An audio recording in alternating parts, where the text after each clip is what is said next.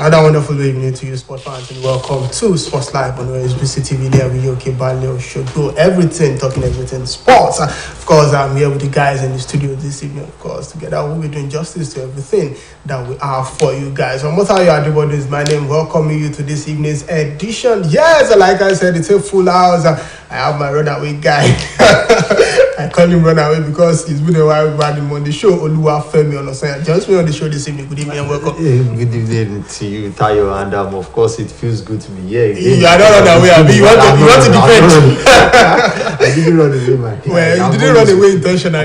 It was not intentional. You know, you understand the business. You understand you the know job. You know, we have been moving from one place to another. May God just grieve for all of us. And of course, amen. Want God to grieve for all of us. Yes, and Daniel Kure joins me on the show this evening as well, the fine boy on the set. Well done, good day, sports fans.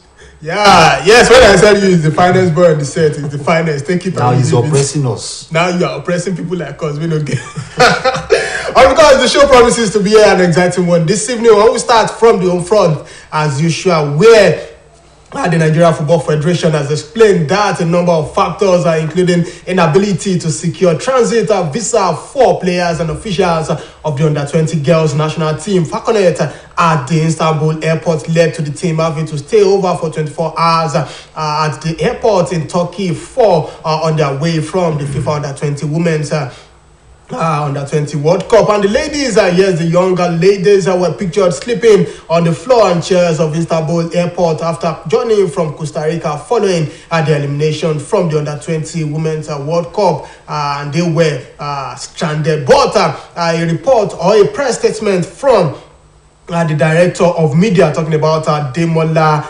Olajire, that's NFF media director Demola Olajire, said they needed to tell their own side of the story, considering the fact that so much rumor has been going on the social media. But even with what Olajire has said, I think it's still not justified.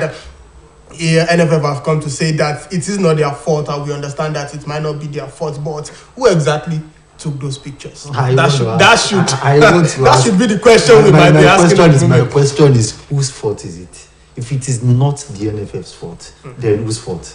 Because see, these players are representing Nigeria.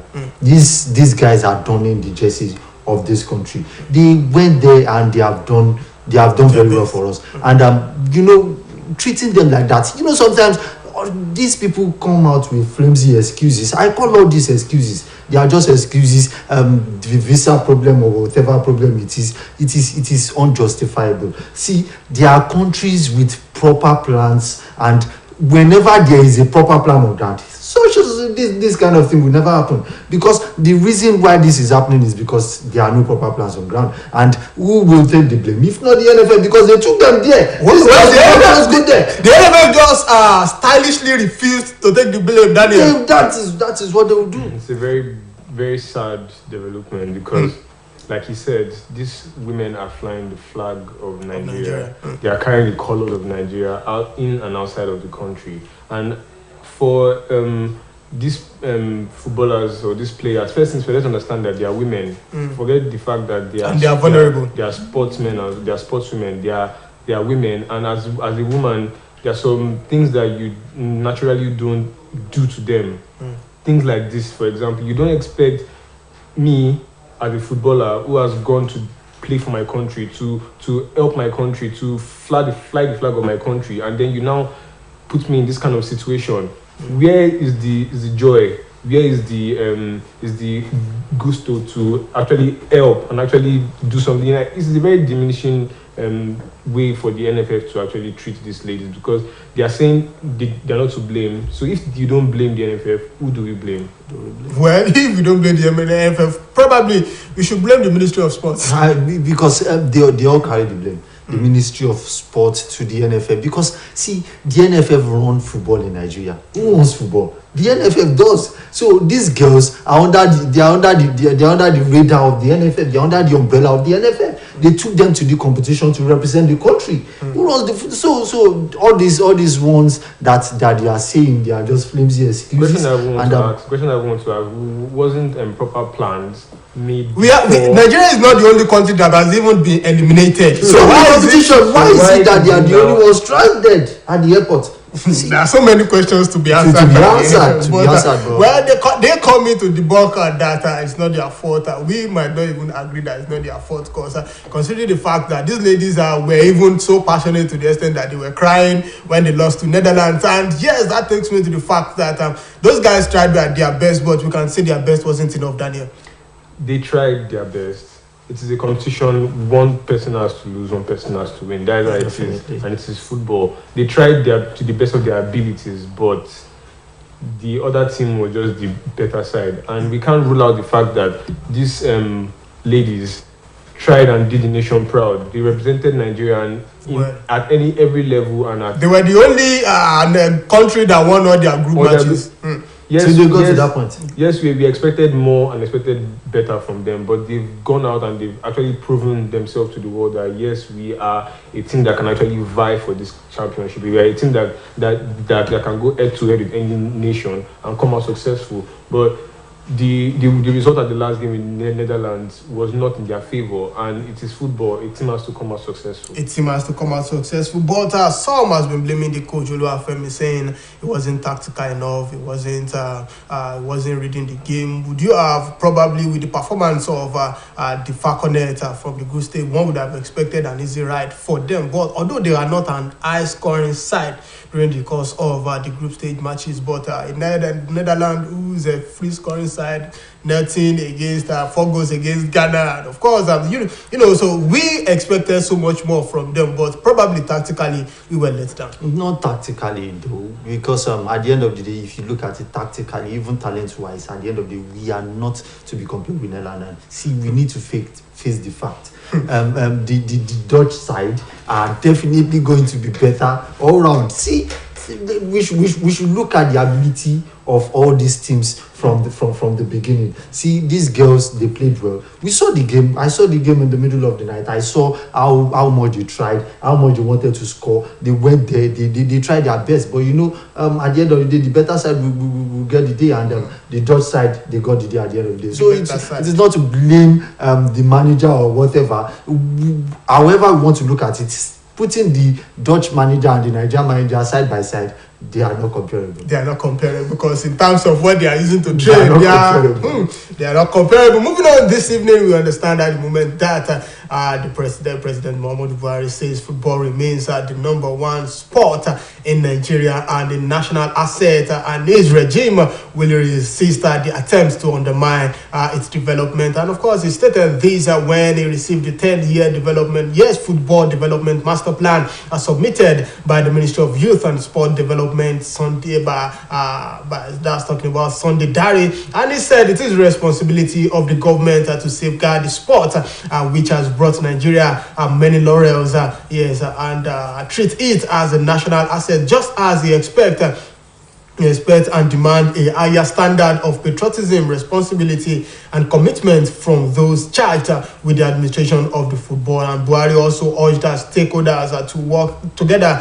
constructively and patriotically. And the president used the occasion to spell out his expectation from a 2-volume report, and he directed the Federal Ministry of Youth and Sport Development and the Nigeria Football Federation to commence its implementation phase. And he said that these should be carried out within the final lines of relevant sections of Nigerian law on sport development and the status of the World Football Governing Body. He said achieving these would guarantee desired progress in continental and international competition.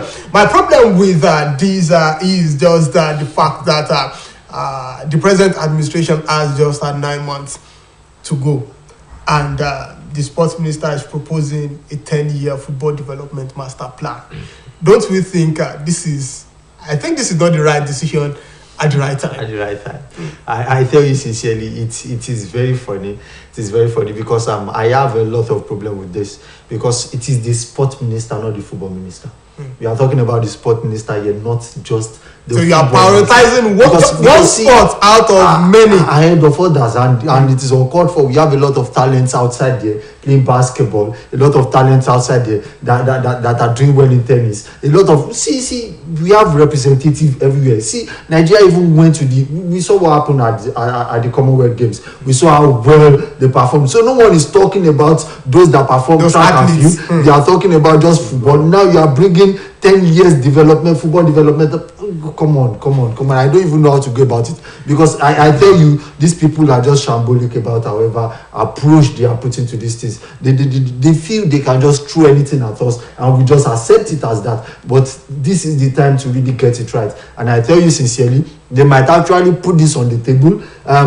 We don't know the government that we enter. We don't know if first, then the incoming government will come and not just football. Now, being the sports minister gives them the edge over everything sport in Nigeria. But coming with a 10-year development package in sports now tells us that they probably pick interest in football, and football over time, both at the national level, the national team, the under 20, under 15, they've not been productive so far. Look at the Super Eagles at the African Cup of Nations earlier this year. They were defeated in the quarter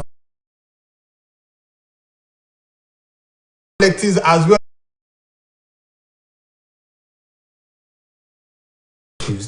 Well, I might not be able to answer that question.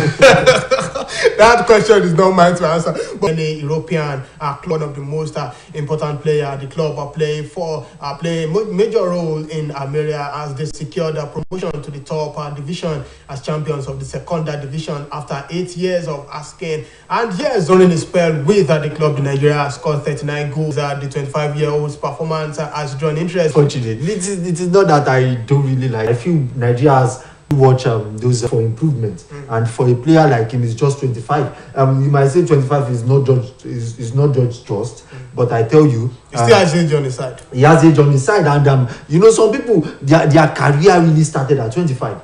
It was at 25 that they hit their peak, that they started really delivering. And Sadiq Umar, I don't know, he might not be an exception. He has complained because we never liked him because he was slow and stuff like that. But I tell you, a player will play with whatever he has in him to play with. Not everybody will be fast. Not all strikers in the world are fast. And Sadiq, and for America to stand their ground that we are collecting this amount. If you don't meet up with the amount, it's not going. Then he's an important player. So at the end of the day, I'm hoping he get the best. And the fact that so many clubs are knocking on the door, which I feel is a good deal for them if they can actually see a sit-up. The player that is putting effort, and as a player that is putting effort, it means that the club has taken an interest in him. And when a club takes keen interest in you, it just shows that you have something to actually offer. It means that you have something to bring to them. But for a Nigerian that has some money recently, we have this one, Sadiq Umar as well. We have Taiwo. Yes, it's most especially with the and he's somebody that to bring in the best. That's he has to be able to put a little bit of Zlatan Ibrahimovic's attitude in his game. In the past, we have used some lanky strikers that are really good with the ball. People like Kanuwako, you can see how lanky he is. He's good with the ball. He can pass the ball. Apart from the fact that you can score, you must be able to have one or two touches.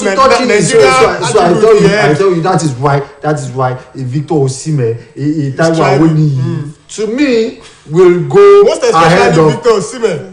Victor Osimhen is almost like the best striker in Africa right about now. Who are we looking at in Africa that is a better striker than in Africa? Sadiq Umar, I know you are listening to me like just bring in a little bit of Nigerian attitude into your game up front. Then you will be fearful. Look at the likes of Diego. He is a terror once in the pitch, so that the defenders will know someone is playing with you. Someone giving you problem is playing with you. The defenders will not be at rest at the end of the game. But for a player like Sadiq Umar, the way he's slow and all, sometimes these kind of players they can always come out of their shell and give you whatever you don't expect.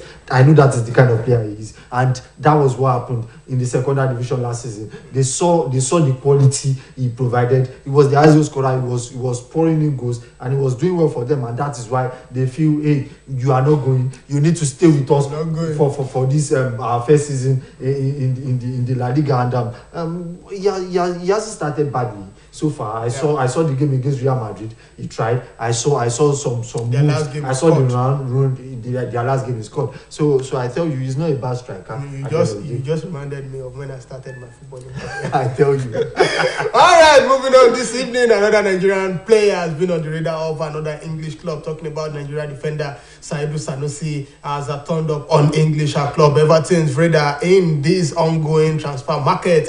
And the Toffees were among a host of European clubs who sent as a record, had reported that the left back, talking about Sanusi, has been Everton were keen on getting his signature. Well, but at the moment they face opposition or competition rather from Fulham, Crystal Palace, and Brentford at the moment. Well, I'm so excited that Nigerian players are getting the recognition they deserve. He plays for FC Porto. A whole lot of Nigerian English Premier League side are rooting for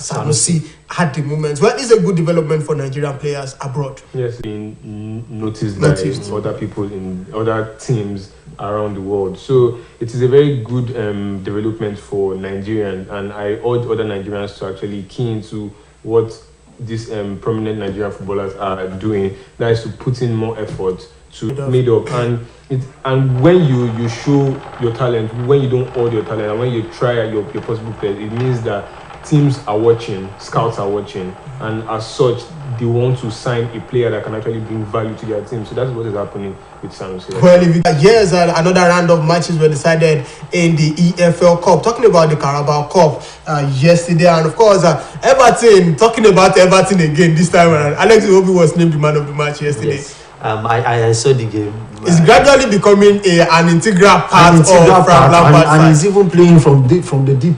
He's playing from the deep, and he's really doing well. I saw the game. I saw how well he played, and it was fantastic to see him passing the ball, marking. He has even made more interceptions than some holding midfielders that we all rate around Europe, and I tell you sincerely, it's a good one for him. And Everton, they look like a struggling team.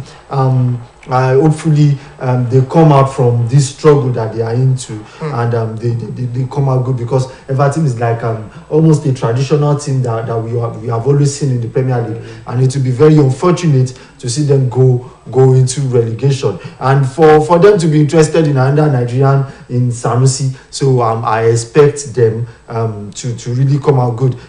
Good for them that they won at the Carabao Cup. Good for them against Fleetwood Town.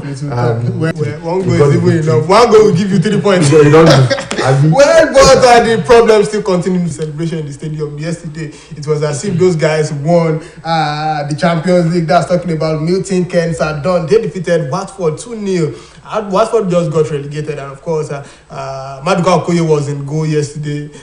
Trist Ekong played yesterday, but they couldn't just salvage a point help their team go through the next round. Daniel, when a smaller team wins against a bigger team, it feels like you're on top of the world. I tell you, that is what happened in the Watford game. Watford, a team that plays in the Premier League, like it's not like, to them they're looking at Watford like a very big team. So for them to compete against a big team and win just shows that they came prepared and they tried. And they came prepared. And talking about coming prepared, another EFL side. Yes, talking about the League 4 side now. That's Crawley Town rather. Well, after their match against Fulham yesterday, they won against Fulham. And yes, a pitch invasion by Crawley Town fans after the Carabao Cup of victory over Fulham yesterday has been condemned by the English Football League, and the number of fans entered the pitch to celebrate after the League 2 side 2-1-2-0 over the Premier League side. And the EFL and the Premier League brought in a new measure to tackle the fans' behavior following the incident. And last season, the Football Association has confirmed it will investigate. And yes, Crowell sat 84th league position below their opposition Fulham, and the win at Broadfield Stadium capped an historic night for the club. And the new rule brought into the summer by the Premier League and EFL says pitch invaders will receive an automatic club ban, with the default response being the offender being prosecuted. And the league is in contact with Crowell in an attempt to identify the individuals involved. You needed to see the crowd yesterday. You can't identify anybody in that crowd. It was just as if they won the Champions League. Everybody invaded the pitch. So coming to come and identify another person is going to be a difficult one. I am wondering how they are going to go about that, because it's going to take a lot of stress and time. But I tell you, they will pick the ones they will pick at the end of the day. But it's you wouldn't blame the fans at the end of the day. You wouldn't blame them, because this is them beating a Premier League side for that matter. Beating the Premier League side. A Premier League side that is really that started on a very bright note. We saw how they started, and we saw that this Fulham team look like a serious team that really want to stay back in the Premier League this season. Talking about pitch invaders. And I tell you, when you see players, when you see a team like that defeating such a team, Crowley Town, what else do you expect? It will feel as if they have just won the Champions League or whatever. And you saw the fans happily they ran to the field to all their players to celebrate with their players. But because of the ban on field invasion, the FA is looking. It will be difficult in short. But how many people will they punish? How many people? It's like banning the whole fans now, because it was everybody that came onto the pitch. So it's just like you want to punish the whole field and punish the whole fans. And it will be difficult for them. And it will be difficult, but you will see the judgment that the EFL and of course the Premier League would have to do concerning this. Let's give you the full result of matches decided yesterday. Wolverhampton Wanderers defeated Preston North and 2-1 in that encounter. Leicester City played out a goalless draw with Stockport County, but it ended in penalty shootout where Leicester City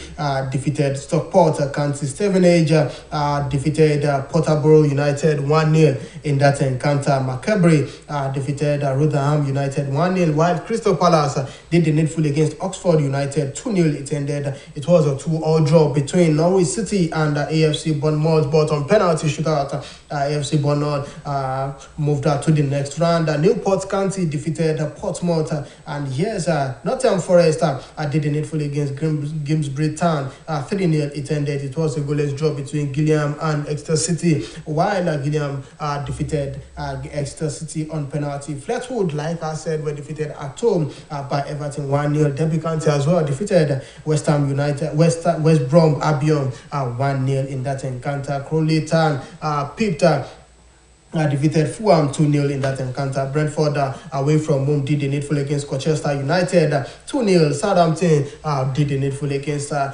Cambridge United 3-0 in that encounter. Blackburn Rovers and Bradford City, yes, Blackburn did the needful 2-1. It ended, and Aston Villa trashed Bolton Wanderers. Lincoln won on penalty against Borough, and Burnley pipped Shrewsbury Town 1-0 in that encounter. And Sheffield Wednesday defeated Rochdale 3-0, and Cheriton Athletic pipped Walsall 1-0 in that encounter. Of course, today Forest Green Rovers will play against Brighton and Hove, Leeds United against Barnsley, Tranmere Rovers against Newcastle United, Whipcon up against Bristol City. These are some of the matches. Brighton and Leeds United, but most especially Leeds is one of those teams we should watch out for in the Premier League this season. Daniel, they trashed Chelsea 3-0. Yes. They've shown that they are a force to reckon with. Because for them to do that to Chelsea means that for them to do that to a team like Chelsea means that they have not come here to play. This one will be shady. So it is up to them to actually keep on continue with the good streak that they started and try as much as possible not to be relegated, because we know that these teams are teams that are not always on top. But they don't mind disturbing those people that are on top. That's the beauty of football. Teams want to win. Teams want to get to the point where they can also be regarded in the football arena. So for them to do that, Chelsea means that they are forced to be reckoned with. Well, the same thing with Brighton. Brighton defeated Manchester United. Well, we will not get there. But Newcastle are one of those teams we should reckon with again. I thought we are going there. Well, I did not want to go there because of you. Yes, I don't want to go there. Okay. I know you are partly a Manchester United fan, so we don't want to open yourself. But at least you won against Liverpool. So I tell you, we are back. We are back. You don't come. I tell you, we are back. Because you won against a Liverpool fan. Liverpool that are deep with injury. Whether they are deep with injury or not, we won Liverpool. I thought it was Liverpool. 3 points is 3 points, and it is Liverpool we played. And it is Liverpool that it's more or less that you play Liverpool team B now. It doesn't matter whether it is team B or team C, as long as it is Liverpool. Alright, moving on this evening, let's talk about women football as Kelly, who scored the first, who scored the winner against Germany in the final of the Euro 2022. Women's Euro 2022 has been ruled out of England's first squad since the historic Wembley triumph with injury. And of course, Chelsea Frank Kirby is also injured, and coach Serena Wingsman is without Scott and Elaine White. Arsenal midfielder Jordan Nobbs and Austin Dash striker Ebony Salmon comes into the 23-player squad, and goalkeeper Hannah Hampton, a Hero 2022 member, has been left out as well. Manchester City goalkeeper Sandy McClevia returns after making the long list for the Euro 2022, as well as does Manchester United captain Clayton Zelam, and there's been a call-up for color my girlfriend. Yes. Yes, Chelsea's Lauren James she's coming to the fold of the Three Lioness for the first time, and England takes on Austria and Luxembourg in their final qualifiers for the 2023 World Cup on the 3rd and 6th of September respectively. Kuku give this thing to the Lioness already, because considering their form as far as the Euros is concerned, you would want to give them automatically the win. Austria, they are not a footballing country like that when it comes to women football. Same thing with Luxembourg. We might probably end up seeing like 8-0, 7-0 win when this match starts. I am not expecting a shocker. I am not expecting anything other than a victory for the Three Lionesses, because at the end of the day, both Austria and Luxembourg are no match with the Three Lionesses. You saw what happened. England women's team. Yes, the Three Lionesses. You saw what happened at the Euros. How they won the Euro comfortably. You know, for the male team, it's been difficult. You know, it's coming home. Tag has always been the men couldn't give them. England men couldn't give them. It didn't come home. It did not come home. And the women's team brought it home. So now you are now bringing them to play against Austria and Luxembourg in the qualifier. I don't see when it will not come home at the end of the day, because they will beat those ones and take the result home, because I don't see Austria and Luxembourg posting any threat against them. Well, the fact that Austria and Luxembourg might not be posting any threat does not take away the fact that this England women's side cannot be compared to their men's side. They are compact, and I think they know what they want. Their coach is tactically sound, and well, the players that are coming now, they have 2 players that are retiring and from football. Talking about their former captain and Bronze as well. But looking at the players that they are bringing into the fold, they are young players. Most especially James, Lauren James. Lauren James is not 20 at the moment, so she's coming to get the experience and at least get the playing time. And she's an attacker as well, who can probably fill in for those people that are absent. Yeah, England is generally known as a football nation, and they have proven time and time again that they are a force to reckon with in the football arena. And even with the fact that they have players who are on injury, they also have players in their reserve and in their bench, and who are still coming up and who have potential, and players who can actually give to the team and deliver. So I also see the English side, taking this win easily without stress. Easily without stress. I like that word. And that's how I used to win when I was still playing. Easily without stress. Is this you that you are talking about? We don't talk about my career. Well, I go to YouTube, you find clips on my YouTube page. To confirm.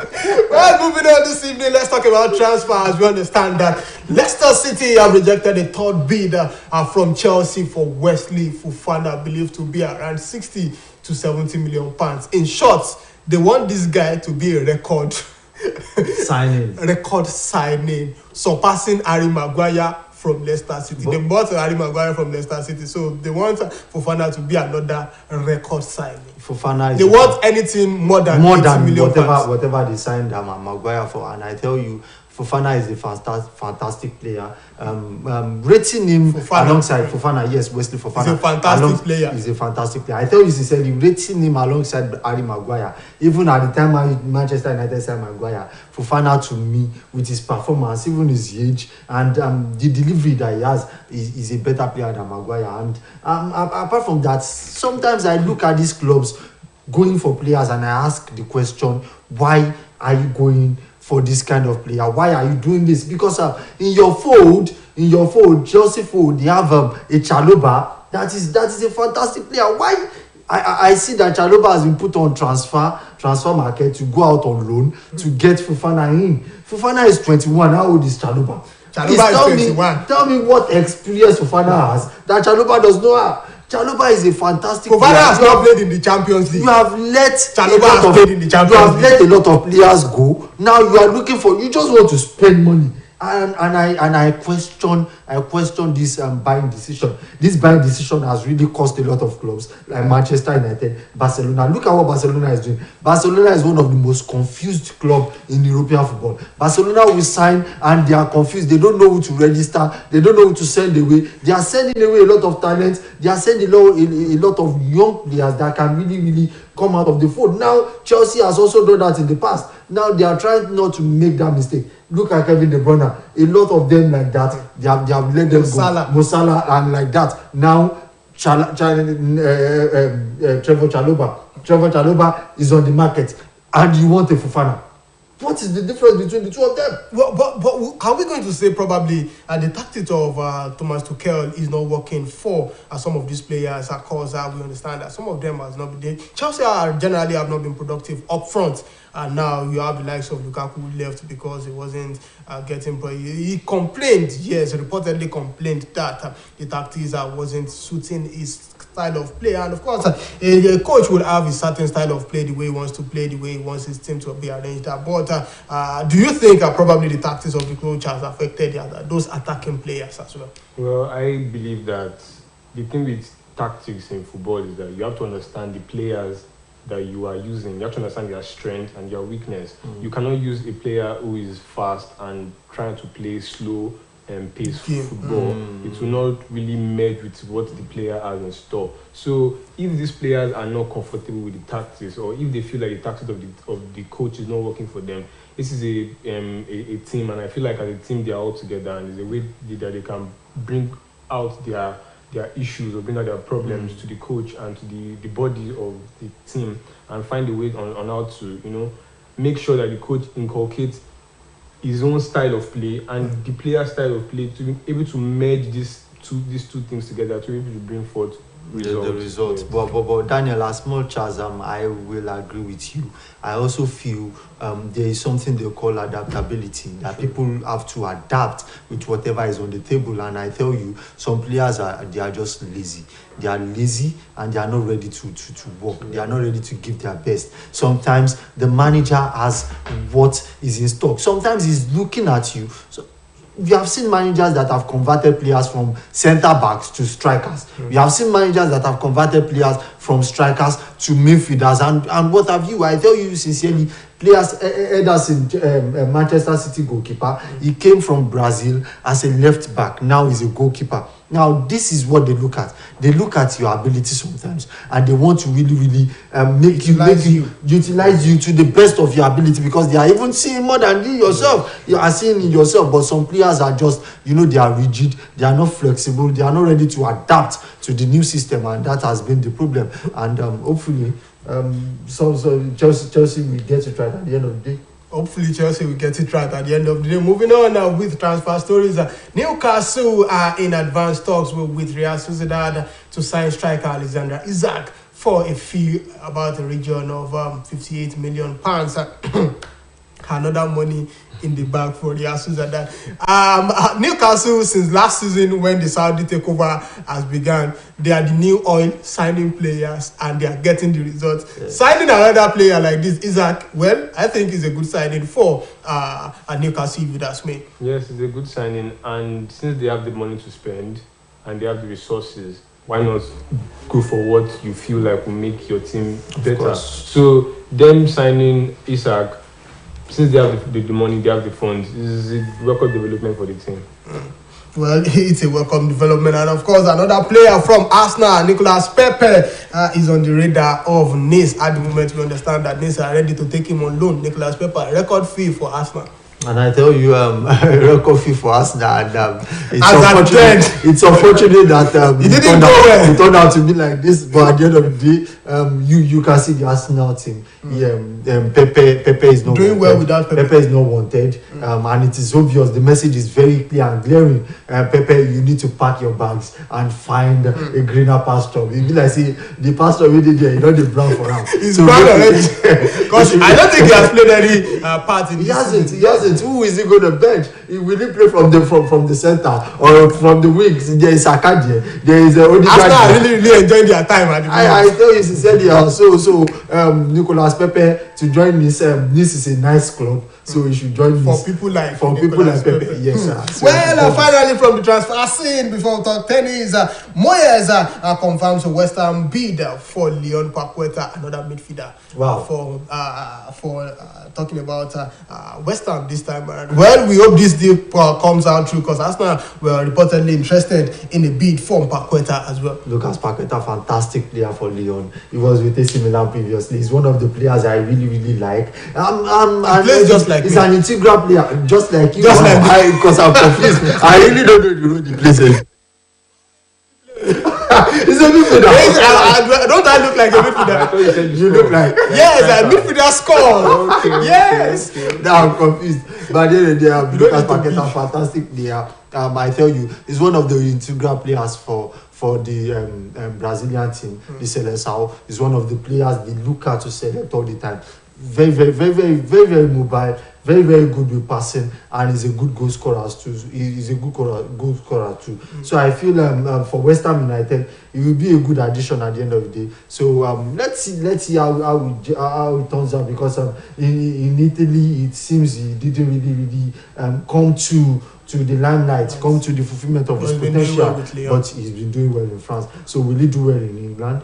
That's the question. Our time is fast spent. Let's quickly bring you news from tennis before we talk about boxing this time around. To wrap up, Belarusian Victoria Azarenka will not play in this week's tennis play for peace exhibition in New York, giving sensitivity to Ukraine players and the ongoing war in their country. And of course, it remains to be it remains to be known whether Novak Djokovic will still be playing at this year's US Open, considering his status as far as COVID-19 is concerned. He's refused to take COVID-19 vaccines. We don't know the stand of the organizers of the US Open at the moment, but probably their decision might want to affect Novak Djokovic again this time around. He wasn't able to participate at the Wimbledon, but we hope he will be able to participate in the US Open. Also, he's a very talented, world-class tennis player, and he has won major Grand Slams to his name and titles to his name. And I feel like he needs to take the sickness that he has seriously, and if he wants to have playing time and return back to tennis, he has to take the vaccine, and he has to also be cleared by relative authorities, the medical team, that is fit and okay to play. Well, we'll see how things pan out, and let's wrap up this evening because of our time with a story coming from boxing. Former UFC welterweight, now former. Now former. Well, with the former UFC welterweight champion Kamaru Usman is looking forward to facing Leon Edwards again in a potential trilogy fight following his loss, and the Nigerians and Nightmare is taking his knockout loss to Edward in his stride, and has already moved on, as he told newsmen that he's feeling great and looking forward to their trilogy fight. And Usman was handed His first UFC loss with just 1 minute left in their 5 round bout on Sunday after he got hit with a left head kick after that sent him crumbling to the canvas. And despite losing his belt, the 35-year-old is handling the situation incredibly better, well and better than most, and even congratulated Britain and landing the knockout blow. Usman says he's watched the fight several times and now thinks his friends and family are actually more upset about the result than he really is. And Usman, however, sees the silver lining, saying he now has the chance to inspire people as they continue his career as the next in his fight. And Usman has made it clear that he wants to win his belt back. I like this kind of player. He's moved on from the far part from the fact that he lost. And yes, congratulated talking about Edward. And yes, but getting the belt back might be difficult. That would be another battle with Edward, and they are planning it, and hopefully, Usman is a good fighter. He knows how to fight this. The day he didn't go well. It was a very sad weekend for Nigeria because all around it was just. And he started with Anthony coming to this guy Usman, and bringing their own luck to the girls. Fortunately, what we are expecting of him is go back to the drawing board, keep on keep on putting in the work hard for your next bout, and when you face him again, now you go for it again. And if it turns out to be the same result, hey, that is a warning for you to really back out. And if the results come in your advantage, hey, you keep on moving. That is life, and that is what. But I think it's going to be a difficult one for Usman, considering the fact that Joshua wanted a revenge, but in the actual fact, he got beaten again. So definitely, this Leon Edward want to hold on to the belt, and definitely Usman would need more and exceptional preparation to collect his belt back. Very true, very true. It's going to be a difficult match if the rematch. It's going to be a very difficult one because as the reigning champion, I don't want to lose my belt. But as somebody that is coming to contend rather for that position, it's going to be like a clash of the titans because Usman is a very good fighter and his opponent is also a very good fighter. So this is going to be like a clash because Usman wants something back and the other person wants to retain what Usman has lost. So it's going to be a really, really tough fight for Usman, but let's see how it goes. But sincerely, before we go, I feel there's a difference between Joshua and Usyk fight and Usman and I don't see Joshua doing anything against Usyk. If he goes for another bout again, he will still be beaten. But for Usman, for Kamaru Usman, in my own opinion, and I'm telling you, let him go again if he will not lose. Let me train Joshua. Okay. But for Usman, he still has a chance. He has a chance because the fight was close. It was at the end point that the knockout hit him and he couldn't survive it. So at the end of the day, I feel he still has a chance to come back. But for Joshua, forget.